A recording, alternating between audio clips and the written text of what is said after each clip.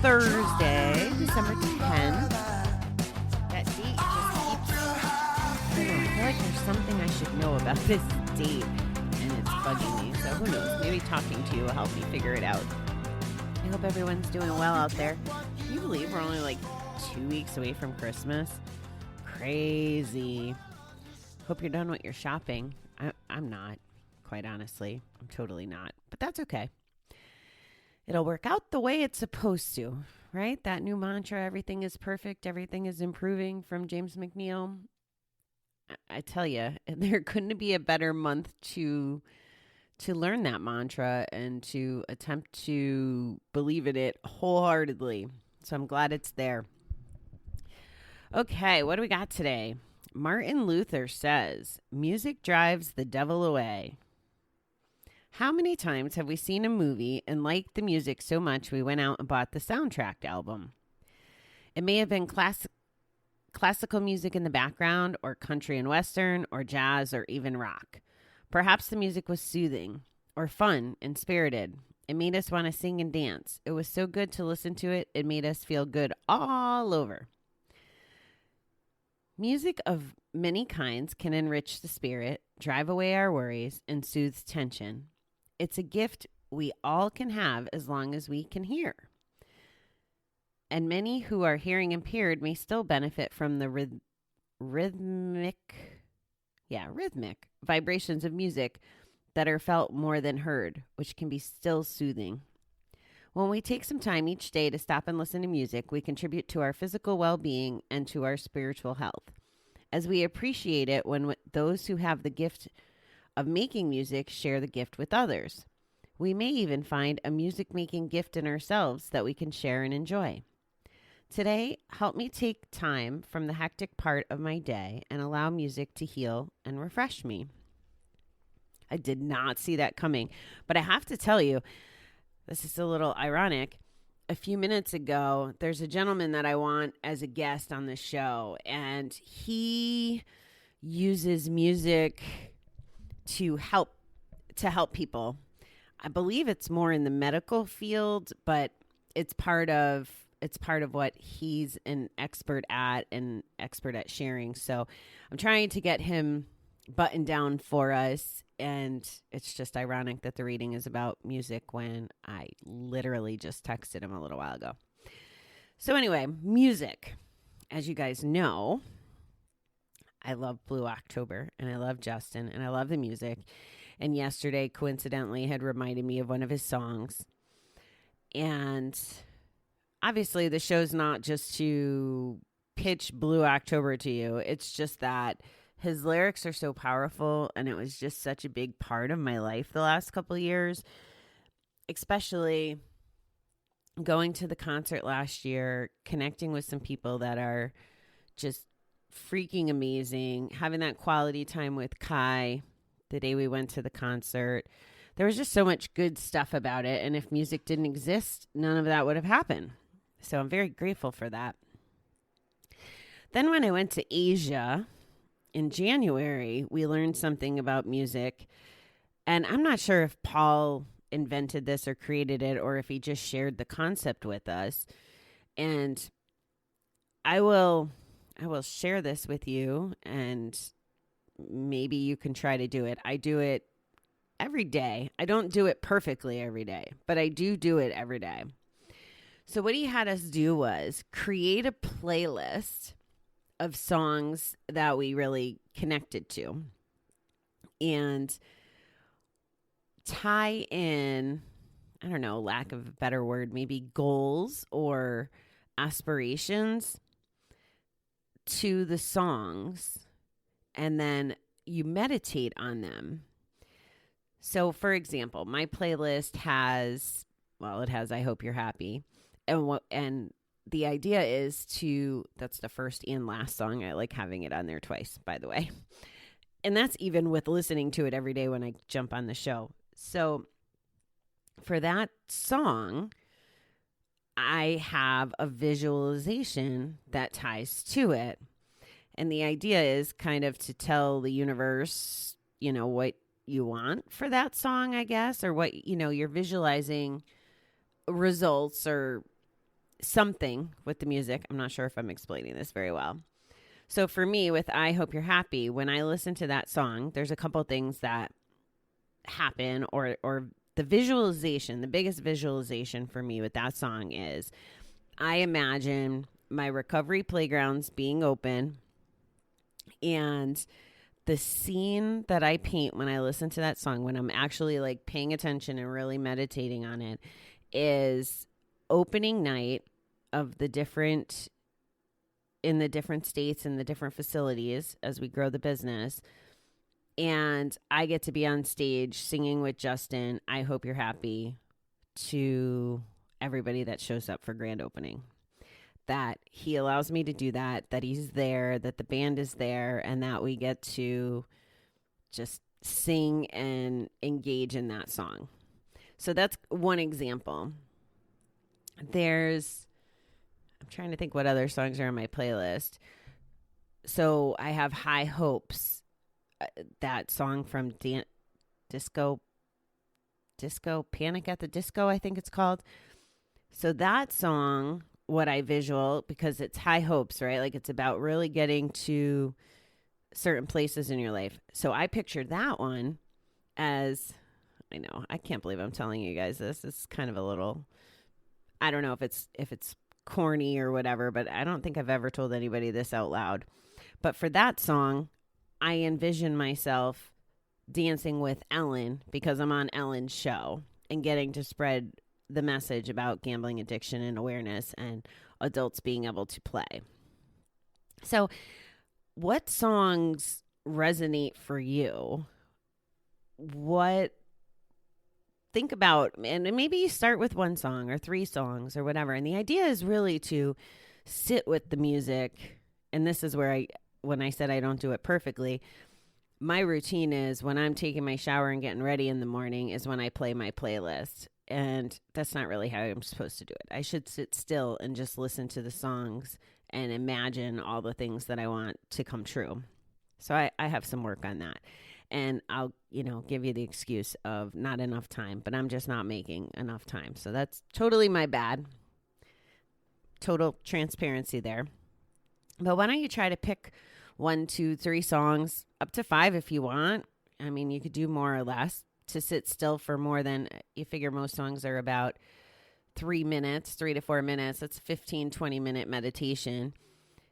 Maybe some of the things I've never ever said to you haven't worked or connected with who you are, or who you want to be, or how you like to practice things. So maybe this is a new philosophy that you can try and implement. At any rate, the songs I picked, I like them all. So I enjoy listening to them, even if I'm not fully engaged. But I do remind myself as the songs go, it's like, oh, okay, this is what I'm supposed to be thinking about. And to help me, just a little trick for my iPhone users, I think you can make notes in the playlist. So I actually have written, like I have my playlist, and then I have notes of what the visualization is supposed to be that goes with it. So when I hit the button, sometimes it reminds me. The other thing is, this is going to be like the Debbie Downer side of it, but, and again, I'll use Blue October's music as another example. There's times we just want to be sad or pissy or process or do the things. And they have a lot of songs that help for that, for when we need to just process emotion that maybe we need to just work through so that we can go back to more happy emotion or free emotion or whatever that looks like. So there's a lot of powerful stuff. I think that's part of what attracts me so much to them, is if you listen to their music, there's the journey of when Justin was actively using and the story of his life to his recovery life. And it's really just beautiful. And also, you know how I tell you, like I'm getting ready to do the Step 12 episode, and that was the first step show that I did with the podcast, I think. I don't think I did Step 11 last year. And I'm always talking about how it changes. Like my perception today is different than my perception a year ago. So I'm looking forward to doing this Step 12. I won't listen to my last Step 12 show, but I'll do a new one and see how it hits me and whatever shows up to share with, because now I've had a year more experience or different experiences or whatever. I'm just in a different place than I was a year ago. And I think the same thing happens with music. I've seen this. I connect, I don't know why, but I've been involved with men that like to send music instead of addressing their feelings or whatever, right? Like, so you're supposed to play detective and figure out what the hell they mean by these songs. And I'm just not good at that. And I don't like it because I don't like trying to be a mind reader, because I don't interpret music. Like, none of us probably interpret music the same way as someone else. However, that being said, there was songs that were sent to me in the past 4 years that I perceived as one way, or were explained to me in one way, that just in the last few months have been sent to me and now have a whole different meaning. And it's really interesting. It's kind of the same premise as what Step 12 looked like to me a year ago to what it looks like today, for example. I mean, the essence is the same, but the interpretation sometimes can be different, or the execution could be different. So that kind of happens with music too. And then here's another part of music that gets a little crazy. And this goes to show how much it gets ingrained in us. There are songs that are triggers for me when it comes to gambling because the slot machines played the songs. It's absolutely crazy. And it kind of, I mean, it's not triggers like I go run to bat, but it's triggers like it reminds me of sitting in front of these machines for hours and hours. And every time I hear the song, that's the correlation. There's a Britney Spears song that's that way. That Walk Like an Egyptian song is one of the biggest ones that every time it comes on. And then there's sometimes other songs that aren't as prevalent in my memory that I could rattle off, like Walk Like an Egyptian or the Britney Spears. Now, mind you, I didn't even play the Britney Spears machine. It was just next to a machine that I like to play. So every time somebody went to a bonus round, I could hear it. And that's just what shows up for me every time I hear the song. So that's just another piece of the clarification of how music can make us feel. And I obviously want us to focus on the music that makes us feel well and happy and gives us the visions of the future, of a very bright future and a fun future. There's also ones that, I don't know, it's really weird. I don't necessarily have memories or an association with them, but they just make me like happy, like to sing and dance, kind of more like what the reading was talking about. So like Sweet Caroline, right? That's a Boston Red Sox theme song or whatever. I have no affiliation with it whatsoever, other than when I hear it, it just is a fun song. There's, God, this is going back. Now I'm starting to feel old because some of these songs were like before I was even born, but I still like them. But like, Why Do You Build Me Up, Buttercup? I don't even know who sings it. That's just a fun oldies one. There's just some sort of connection to music. And I think that we just need to be mindful of it. I think that's what the reading is telling us today, is to just take note of how music impacts us. And it can impact us in beautiful ways. So that's my challenge for you today, is write down 1 to 3 songs, or make a playlist of 1 to 3 songs and spend some time with it and think about what the song means to you, or how it makes you feel, and what either maybe happy memory that you want to connect to it, or future memory. Again, I won't get into all that, Eckhart Tolle and Joe Dispenza time frame stuff, but there's a way to capture, just visualize the future, like what a happy, bet-free life looks like, and try to tie it to music, and music that ignites your heart. That would be my recommendation. But also, if you're having a good day or a bad day, I mean, this is one of my coping mechanisms too, is if I'm driving down the road and let's say I was having a bad day, there's just days I want to crank the music and just get lost in it. We were walking the other day and Bon Jovi's Bad Medicine came on. So there's a couple songs like that I can clearly remember from when I was a truck driver, like Honey, I'm Home with Shania Twain. I would put it on every time I was getting to the toll booth. That meant I was like an hour away from home after a really long trip. Or this Bon Jovi song just reminded me, it was one of the songs I played in the truck all the time. I had this one, I think it was a cassette back then. Remember cassettes? But I had a cassette that had this really nice mix. Maybe it was a CD, but I really think it might have been a cassette. And it was weird. It had this Bon Jovi song. It had Shania Twain. It had Jody Messina, I'm All Right. And I love that song too. Still to this day. There's just, I don't know. Those are just some of my happy, fun songs. Like I can just rock out and shift my mood. So take advantage. Music is essentially free, right? It's everywhere. Maybe you can build an Apple playlist or Google whatever. I'm not Google Play. I'm not that acclimated to all that droid stuff. I love Google. I mean, don't get me wrong. They serve a lot of purposes, and I'm still learning how to navigate their stuff, their spreadsheets and all that. And that's just reprogramming me. But I can't tell you how to do a playlist in Google. At any rate, that's what I'm telling you to do. Maybe it's Christmas music right now. Oh, that was another thing. I think I told you about this the other morning when my counselor sent me the song. My favorite Christmas song was all about the girl in the supermarket with the cranberry sauce and she runs into the guy. But I never really never really paid attention to the whole song being about them trying to get together all year. It just never occurred to me. I just liked the beat of it and everything. So turns out that song was a love story, but it's one of my favorite Christmas songs.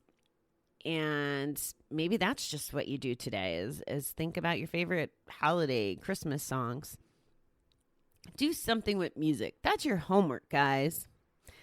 All right, beautiful people. I hope you have a, what are we, Thursday? Terrific Thursday. I am getting ready to have my meeting with my counselor, and then there's a summit going on. If you're listening to this, is close to real time, but there's a 3-day summit going on that has all kinds of interesting guest speakers, all kinds of business and mindset and just different people that are resources for different things. And I get to speak in it on Saturday, which I'm excited and stressed about. But that's what's going on for me the next few days. So I'm sure I will be sharing with you some of the learnings. If you are listening to this December 10th of 2020, it's not too late to sign up. It's free. It's called pathtopowers.com. If you want to check it out. I was in a group last night for like sound check and tech check and all that good stuff. And there's going to be some pretty phenomenal, powerful speakers. I'm actually working with another girl and we're going to be on a little panel together. We'll both get to share our stuff, and she has some focuses around grief. And then there's my whole mindset as you know, gratitude shows up for me being a gambler and how it relates to my new life, all that fun stuff. My whole life story in 5 minutes or less is essentially what happens. But we're gonna be together in front of everyone, which is pretty exciting. So it's not too late to join if you're listening to this in sort of real time. If you're listening to this 5 years from now or 10 years from now, apologies. You probably know by now, which it's episode 445, that I don't play by the rules and watch my language to make sure that this is completely evergreen. I just say it how it is in the moment I'm recording it. And thank you for appreciating me for that. I know I appreciate you guys. So have a great day, and I will talk to you soon.